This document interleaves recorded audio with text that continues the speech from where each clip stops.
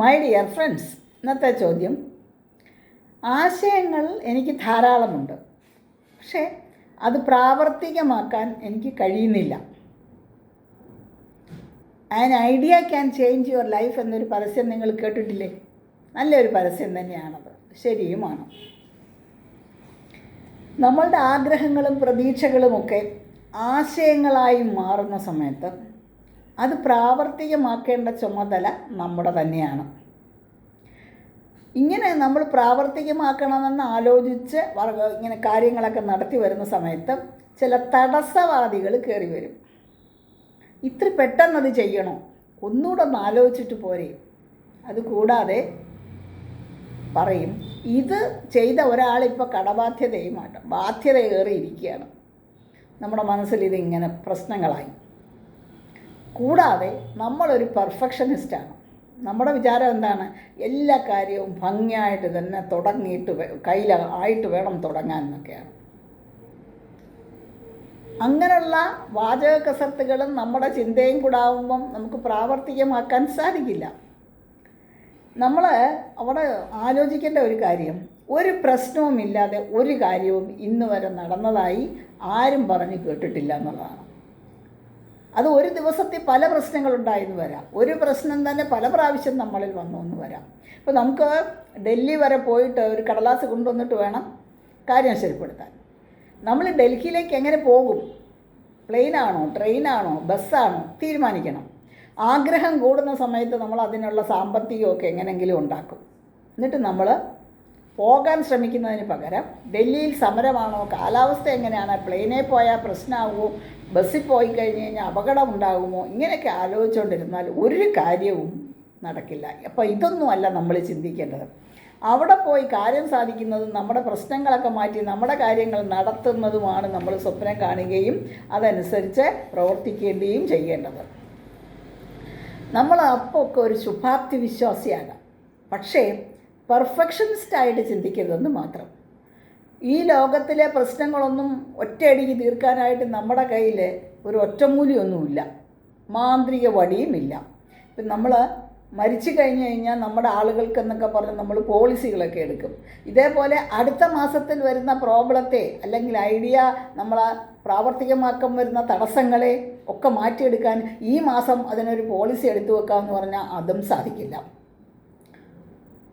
സന്ദർഭത്തിനനുസരിച്ച് നമുക്ക് സാധിക്കേണ്ട കാര്യങ്ങളെക്കുറിച്ച് ചിന്തിച്ച് അത് നടപ്പിൽ വരുത്തുക. ചെറിയ ചെറിയ തടസ്സങ്ങളെ കണക്കാക്കാതിരിക്കുക. എൻ്റെ ഒരു ഫ്രണ്ട് പറഞ്ഞു എന്നോട്, അവർ കാശിക്ക് പോവുകയാണ് ഒരു ഗ്രൂപ്പിൻ്റെ കൂടെ. ഞാൻ കാശിയിൽ പോയ കാര്യങ്ങളൊക്കെ അവരുടെ അടുക്ക സവിസ്തരം പറഞ്ഞു. കൂടാതെ അങ്ങനെ ഞാൻ എഴുതിയ ഒരു ബുക്കും കൂടെ അവരുടെ കയ്യിൽ കൊടുത്തു. അപ്പോൾ അവർ ഡ്രസ്സൊക്കെ വാങ്ങിച്ച് പോവുകയാണെന്നൊക്കെ പറഞ്ഞ് യാത്ര പറഞ്ഞ് എൻ്റെ അടുത്തുനിന്ന് പോയി. ഒരു മാസം കഴിഞ്ഞ് ഞാൻ അവരോട് ചോദിച്ചു, എങ്ങനെ ഇരുന്നു യാത്ര? ഞാൻ പോയില്ല. എന്താ പോകാതിരുന്നത്? പോകാൻ സമയമായ സമയത്ത് എൻ്റെ കൊച്ചും അങ്ങനെ ഒരു ജലദോഷം ഉണ്ടോ എന്നൊരു സംശയം. അവിടെ ആരുമില്ല, അവിടെ എല്ലാവരും ഉണ്ട്, പക്ഷെ ഞാൻ പോയില്ല എന്നുള്ളതാണ്. എന്താണ് കാര്യം? അവരുടെ ആഗ്രഹം വർക്കൗട്ട് ചെയ്തില്ല. വലിയ കാരണമൊന്നുമില്ലാതെ യാത്ര മുടങ്ങുകയും ചെയ്തു. ആഗ്രഹം മാത്രം പോരാ, അത് സാധിച്ചെടുക്കുന്നതിനുള്ള അല്ലെങ്കിൽ നടപ്പിൽ വരുത്തുന്നതിനുള്ള ഒരു കപ്പാസിറ്റി, എബിലിറ്റി അതൊക്കെ നമുക്കുണ്ടാകണം. അതിനാണ് നമ്മുടെ മനസ്സിനെയും ശരീരത്തിനെയൊക്കെ നമ്മൾ പാകപ്പെടുത്തണം എന്ന് പറയുന്നത്. ഈ സ്വന്തം ആഗ്രഹങ്ങളും ആശയങ്ങളും ഒക്കെ സ്വപ്നത്തിൽ മാത്രം ഒതുക്കി വെച്ച് കഴിഞ്ഞു കഴിഞ്ഞാൽ എന്താണ്? നമ്മളൊരു ഉരുകി തീരുന്ന ഒരു മെഴുകുതിരി പോലെയാകും. മറ്റുള്ളവർക്ക് വേണ്ടി നമ്മൾ ഉരുകിത്തീരുക.